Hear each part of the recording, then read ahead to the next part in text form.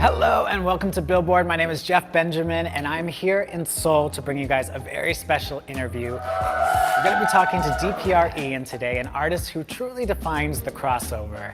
Thank you for talking with us. Get comfortable. Very good to share. You've crossed from b-boying Yes. to K-pop. You've crossed countries from Australia, Korea. Multitudes of countries, yes. Yes, in the US. Right. You've even crossed professions, Right. going from rap-oriented singing, video editing, visuals. Wow, that is quite a lot. Having it laid out all like that, it really puts a lot of things into perspective. For me, it's like I've just really been on the run, on the fly, and I haven't really been able to process a lot of these things, and it's been quite the journey. Tell me what you're comfortable with, because I'm never sure if I should call you Christian or Ian or DPR. Too many names. You could call me anything.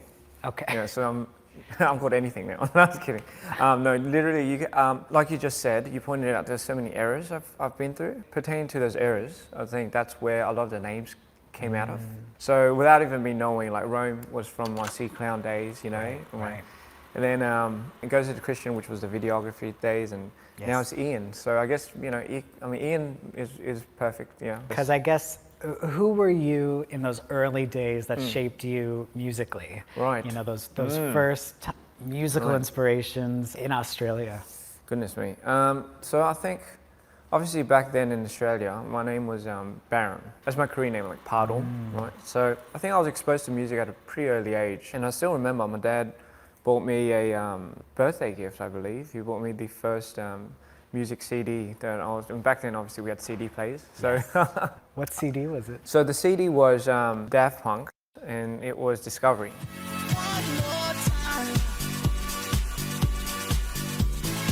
And I still remember it. It was a bit of a shocker because the first song, like One More Time, when that hit, and I was like, wow, what is this? So I just kept repeating it, just like the song itself says, one more time. Right. Daft Punk is a pretty cool first album. Oh my goodness. Back then I didn't even know. Most people in our era, I think, were like, Backstreet Boys. Yeah, and Spice Britney Girls. Spears. Yeah, and I love Spice Girls, by the way. Yeah, so. Yeah, who doesn't? Yeah. I've listened to a lot of progressive music, like whether that be Daft Punk or, Moby or... You're a Moby fan just like me. Oh, you're a Moby fan? Yeah. Amazing.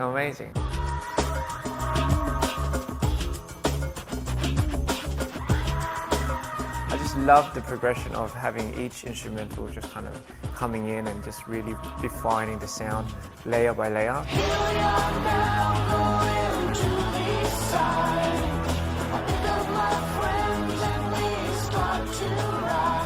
I think that's what really was a kickstart to my, I guess you could say, musical aspirations and stuff, yeah. And I think essentially that's also where I picked up the idea of character development, when you're on stage and as opposed to who you are in your real day world and your real day life, or the real you could be on stage and vice versa.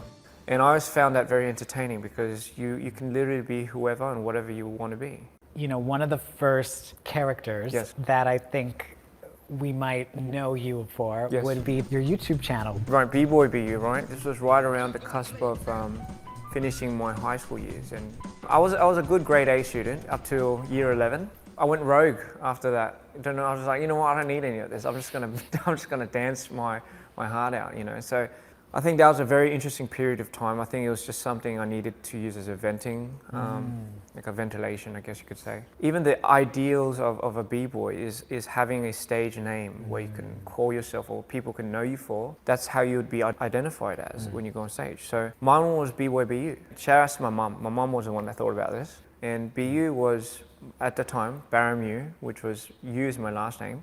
Really? She's like, be you, right? And BU, be yourself. Yes. And it was just the perfect motto to go by. So I think from an early age, my mum also ingrained the idea of like, don't apologize for being yourself. So I kind of made that a statement. You eventually debut in the K-pop scene in boy band C Clown. Yes, I do. Again, a new persona for you. Yes. Especially the fact that your name was Rome at the time. Who was Rome in this character world of yours? That was around when I was 23, 24. I am Korean, but I don't know too much about Korea culturally, which was why it was the first place I wanted to go to when I finished school, was to learn a lot more about my ethnicity and culture. And in doing so, was plopped into the K-pop scene. What a way to learn, eh? Of all places, yeah. Oh my God, it was just blunt force, So Rome was a name that kind of symbolized and was meant to represent strength and leadership. And I think that does come from the Spartans and the Rome idea back in the days, how it was just all tough training. And I've always somewhat correlated K-pop with something that you had to really battle your way through it. And it's kind of like a fish eat fish world, and as most places are, but K-pop especially. So I think Rome was a representation of someone I needed to be in order for me to face my fears, go through hard times, and not only that, but also maintain some type of relationship and balance and peace amongst your team. Because carrying that type of role, it's almost burdensome, but someone has to do it, So that's kind of what I always told myself. My tooth's been wiggling for you.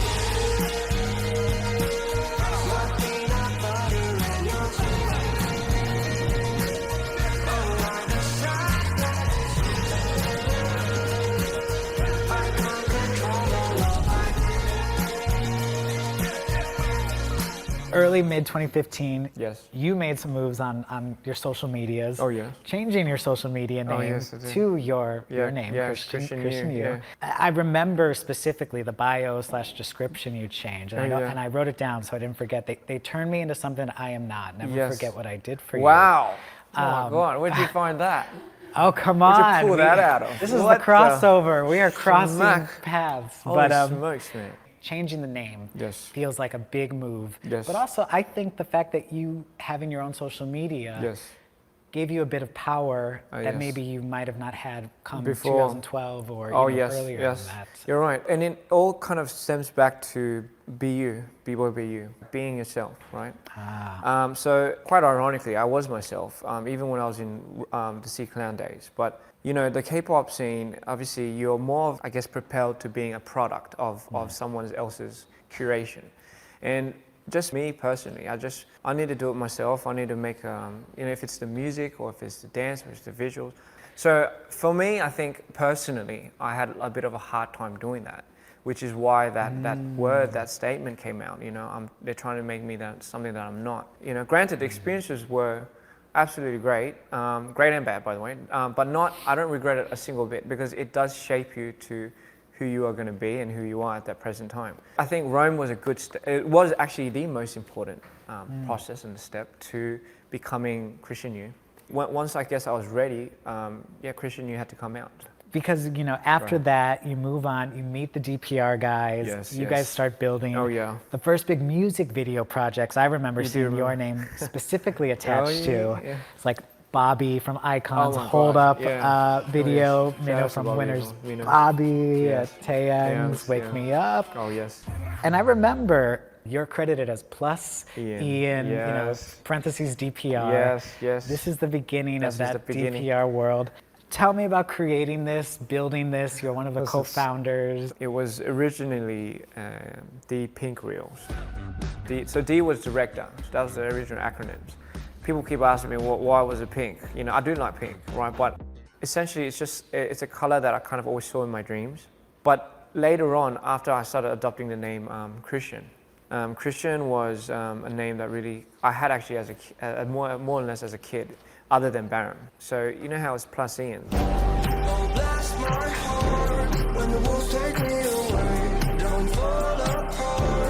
Christian being Christ. The Christ as in the cross, because I believe in the higher power.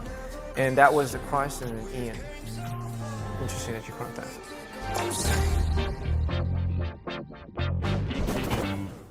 Mood Swings in This Order is that first record that not only introduces us to DPR IAN, but introduces us to characters like YITO, Mr. Insanity, and also opening up about your own mental health experiences, bipolar. I understand you're bipolar 1, which yes, is that's correct. A little bit more radical of a form. Yes, shorter periods, bigger bursts.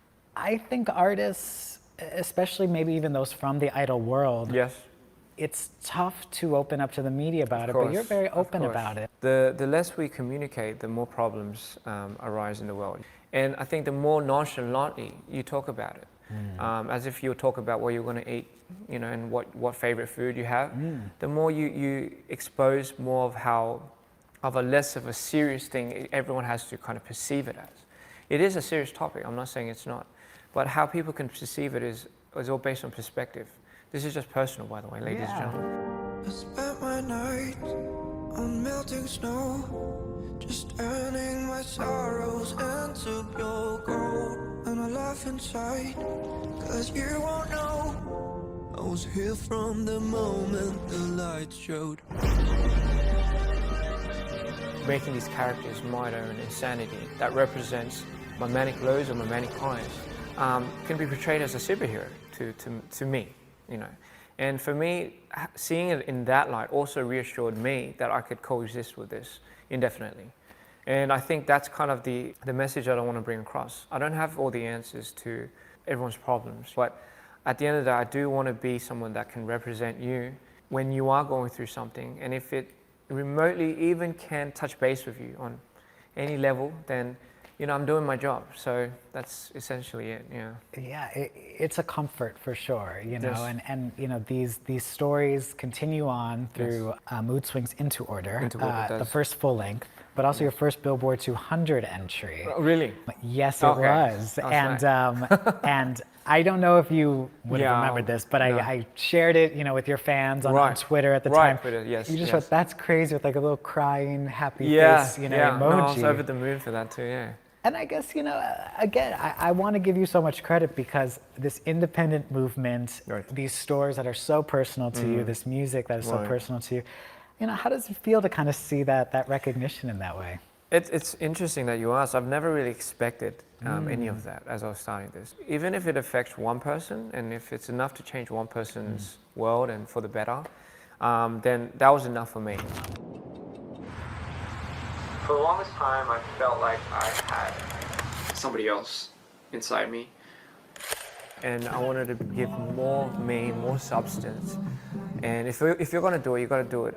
You got to go 200%, or you just don't do it at all. It pays off, right? It's nice to see that recognition in that way. And Yes. Forever grateful, by the way. yes, well, of course. And you know, it's 2021, Right. Shang-Chi and the Legend of Ten Yes, Rings, yes. the album. You Oh, took yes. part in it Yes, we did. with a track on it.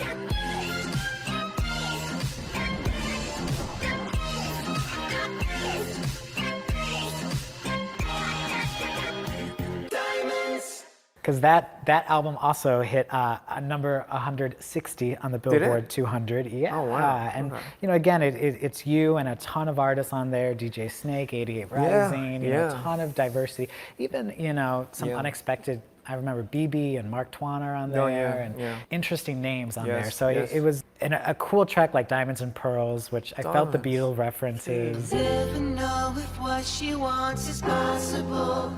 You know, you make some very obvious Beatle references. Yeah, but- yeah. I thought the song was about boba. You know the bubble tea. Oh. And when I first got it, I just thought the diamond tea pearls because you know pearls in your drinks. Okay. So I just thought that's an interesting thing to think about. Maybe you know maybe we're all living in a maybe we're all living in a pearl. My mind didn't go there, No. but I like it. Okay. I like oh, that's it. good. That's good. That's Now normal I'm approach. going to listen to the song in a different way. Okay. The stepping stone. Movies, Marvel, Oh my goodness. cinematic soundtracks. You know, these Yes. huge things. You know, we're expanding. We're not just talking about 10 people No, here. This is no. a really big production that's- that way. Did you approach a movie track Yes. differently Yes. than maybe a... Oh goodness. Yeah. Speaking of, I think ordeal of our universe is very in line with the cinematic orchestras and the cinematic OSTs. I think I got my sight for you. I don't mean to let it through. I thought it through. Now come on, you know I just can't confuse. For me, in the long run, I do want to eventually break into the cinema movie line. create our own OSTs and scores. You know, that's going to happen. You know, that is going to happen. I'm already planning that for the next 2 years actually. Oh. So yeah, that's a bit of a secret there. The Regime World Tour is a huge success, and I say this, there were people coming to me saying, these are real numbers, like real great audiences, really strong. But Yes. Touring is difficult. Like touring is really difficult. My God. Because I give a lot of credit, and you guys didn't just do an LA show, do a New York show. You guys went out there. Yes. And 46 cities, if I'm correct, 46 cities. On a personal level. Yes. What's that like for you? I've heard it can be difficult to go from the high of being on stage, people loving your music, to being home alone at a hotel. No one warned me about that. No one warned me about like how if you get off your tour highs, you're just gonna plummet when you go home. So those resting periods, actually, I felt more lost than I've ever been, because not having anything to look forward to briefly after that is what kind of deconstructs everything. Maybe like Dear Insanity was the next thing you had to look Yes, forward to, actually, after the tour? Actually, or? funny enough, you say that. I did have the idea of what I wanted to do next was to introduce my highs now. The whole time I was on tour, I was just on a high, just completely overly stimulated, and Of course. so I was like, you know what? It doesn't make sense that I have like this character that only represents these down, low times. When in fact I do have a lot of power when I go into the highs. And I always say though, when you're manically high, it's usually sometimes the most dangerous moment you can get into, because that's when you're the most spontaneous. Like, you can go for like an Americano and then go for a cafe latte. But but no, initially I started developing the idea of Mr. Insanity during tour, but at the end of the tour it died out because I wasn't that high anymore, that high from that tour. So I had to find a way to quickly bring that back. And I guess it's funny enough, just as a roller coaster would go, as I went down, I started peaking back up, and I started picking up the album again, and it just kicked off, and it was just like that, don't go insane and everything in between. Stay by my side when the nightmare goes.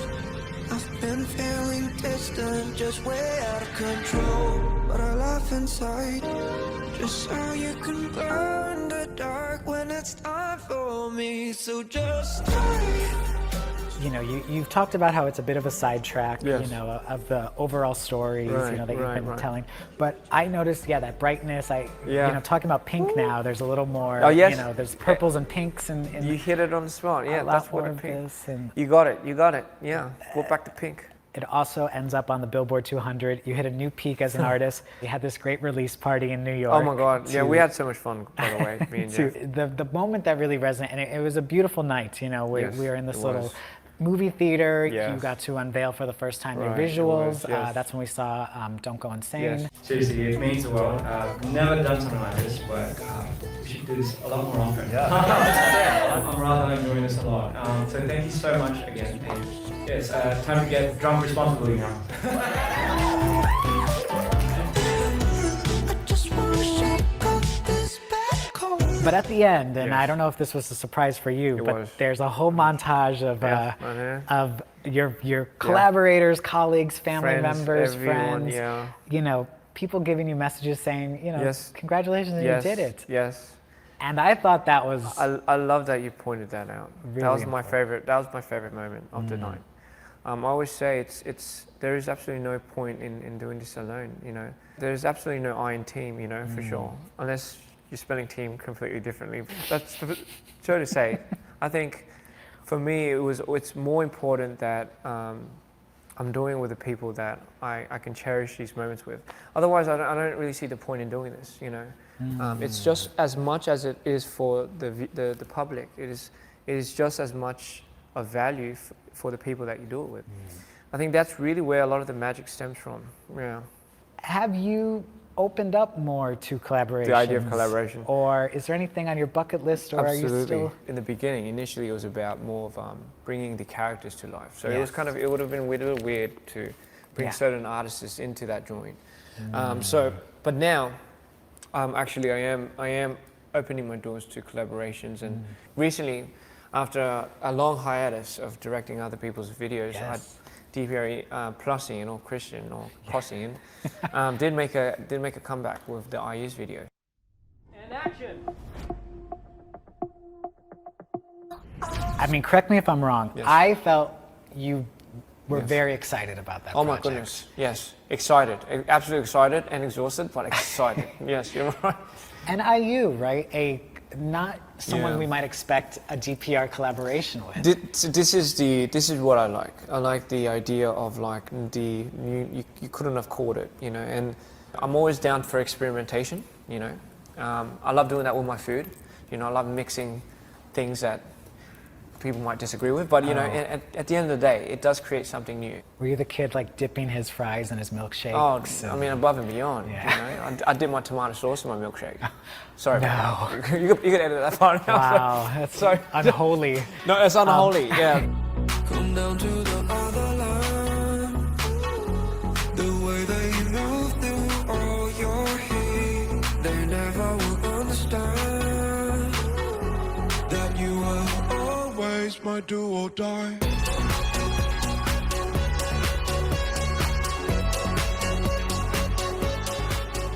If there's one thing people should know about DPR is we're not afraid to open our doors to anything. It's really more about pioneering what's new and what's. It's not. I never really thought it was about following a certain trend. It's always about coming up with one. What's coming up? What does the future look like? I am planning to release an extension of an album called The Hybrid. And The Hybrid is part of the universe of The Other Side and Dear Insanity and YITO. But it's a lot. It's literally what you would think if you were to mix those two characters. You know, what would you get? What kind of sonically and visually? To close things off, you know, like I think your fans and what my hope is Right. for, you know, this chat and this conversation is that they see you not just as the artist and I don't think they do only see you as the Right. artist, but they see you as the human, they see you Right. as someone worth That's- protecting, they see you as someone they want to protect. That really does feel comforting. You know, that's the one thing I did get from my fans is I have a huge pride with our fans, dreamers. I feel like for us it's a very much a union, you know. So it's comforting one another, you know. And I think if we can establish that comfort zone, that safe zone, or not even a safe zone, if it's like you know those rooms that people just break everything. Not to say you should do that to us, but I'm just saying. But you will be that for them. we will yeah. literally want to be that, I see that. and we take a huge pride with our fans. You know, we're so proud of them, and you know, hopefully it's vice versa. But no, we're absolutely over the moon, and we'll do anything for them. That's the whole reason why we're doing this. Yeah. I broke down all my doors. How do you say